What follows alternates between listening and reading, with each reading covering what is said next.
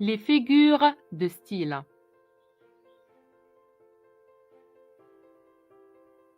Commençons par la définition.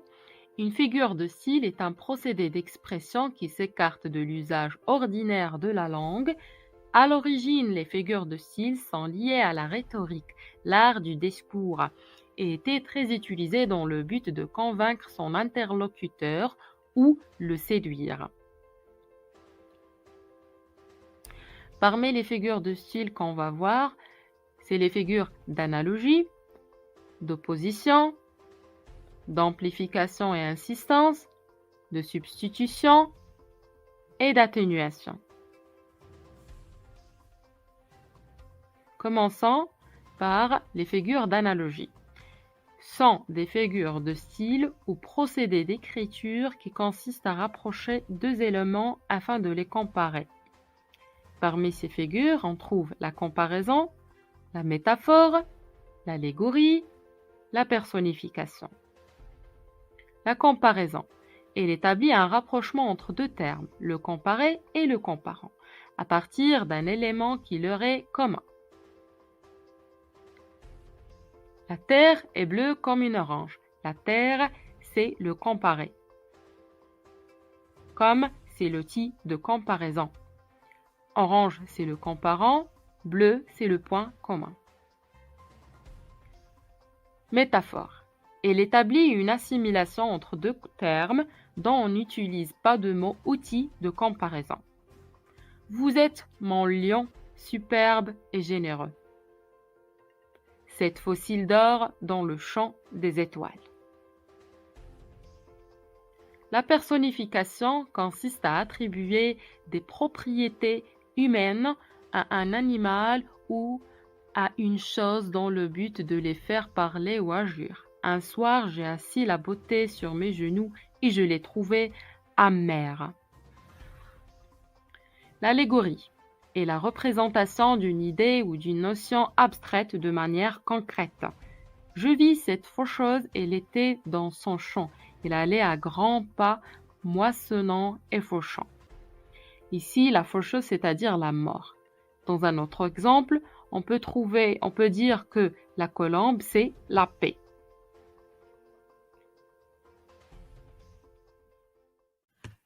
Les figures d'amplification et insistance. Les figures d'amplification modifient le sens des mots en les rendant plus forts et plus évocateurs. Les figures d'insistance sont celles qui vont insister sur le message, qui vont le rendre plus évident. Parmi les figures qu'on va voir, c'est l'accumulation, gradation, hyperbole, parallélisme. Accumulation. L'accumulation est une succession de plusieurs termes ayant la même fonction dans la phrase. Par exemple, le lait tombe, adieu veau, vache, cochon, couvé. La gradation. La gradation est une succession de termes ou des notions dans un ordre croissant ou décroissant. Voici des fruits, des fleurs, des feuilles et des branches. Hyperbole. L'hyperbole exagère une idée pour l'accentuer dans le but de créer une forte impression. Par exemple, je crois que je pourrais rester 10 000 ans sans parler.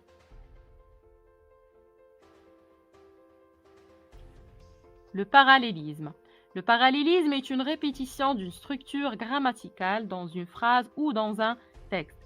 Nous aimons toujours ceux qui nous admirent et nous n'aimons pas toujours ceux que nous admirons. Les figures d'atténuation. Les figures d'atténuation créent les effets opposés des figures d'amplification. Elles visent à réduire la force de certains mots ou de certaines expressions. Parmi ces figures, c'est l'euphémisme, litote. L'euphémisme. Atténuer une idée ou un sentiment pour en masquer le caractère déplaisant. Il nous a quittés pour dire il est mort. Les non-voyants pour dire les aveugles. Litote. Une litote consiste à dire moins pour suggérer davantage. Elle prend souvent la forme d'une formulation négative et s'oppose à l'euphémisme.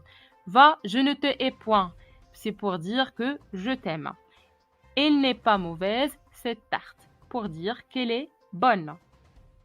Figures d'opposition. Les figures d'opposition regroupent dans un même énoncé des idées contraires. Parmi ces figures, on trouve l'antithèse, le chiasme, l'antiphrase, l'oxymore.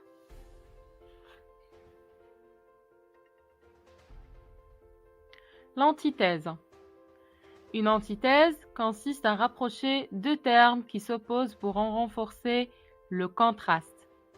Par exemple, être le jour qui monte et l'ombre qui descend. Tu fais des bulles de silence dans le désert des bruits. L'antiphrase. L'antiphrase consiste à dire le contraire de ce que l'on pense. Toutefois, pour qu'il y ait réellement ironie, il faut faire remarquer que l'on ne pense pas ce que l'on dit.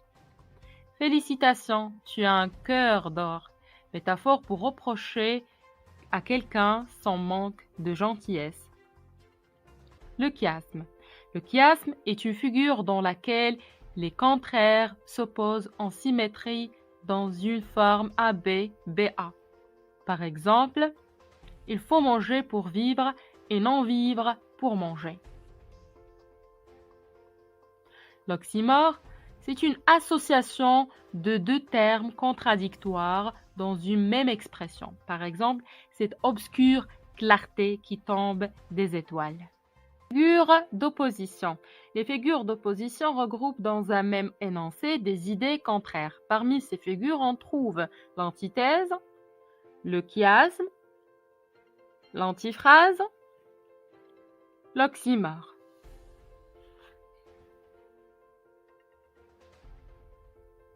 L'antithèse. Une antithèse consiste à rapprocher deux termes qui s'opposent pour en renforcer le contraste.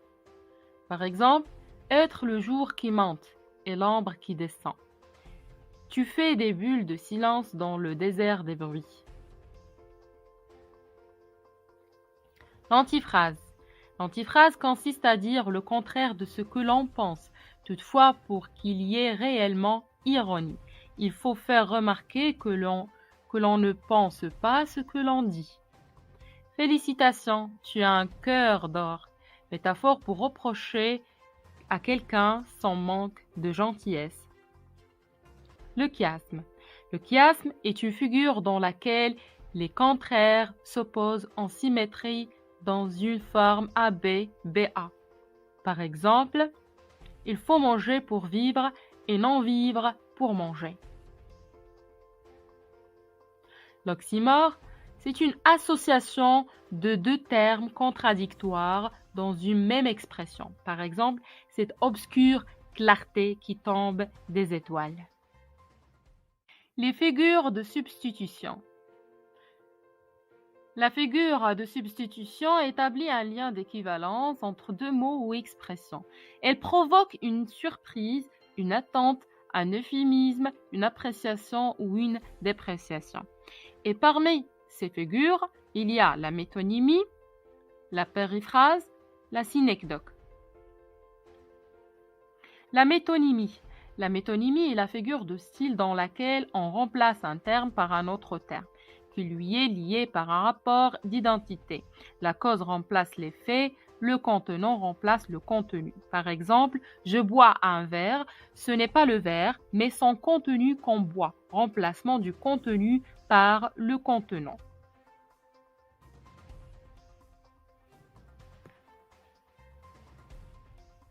La synecdoque. Une synecdoque est un type particulier de métonymie qui assigne à un mot un sens plus large. Il est généralement utilisé pour exprimer la partie pour le tout, l'espèce pour le genre, la matière pour l'objet ou le concret pour l'abstrait. Par exemple, on prend la phrase suivante. Son vélo a crevé, pour signifier que le pneu du vélo a crevé. Deuxième exemple. Respecter ses cheveux blancs. Respecter son grand âge. Périphrase. Une périphrase est le fait de remplacer un mot par sa définition ou une expression plus longue ayant le même sens. Par exemple, la langue de Shakespeare pour désigner la langue anglaise. Le roi des animaux pour exprimer le lion. Merci pour votre attention.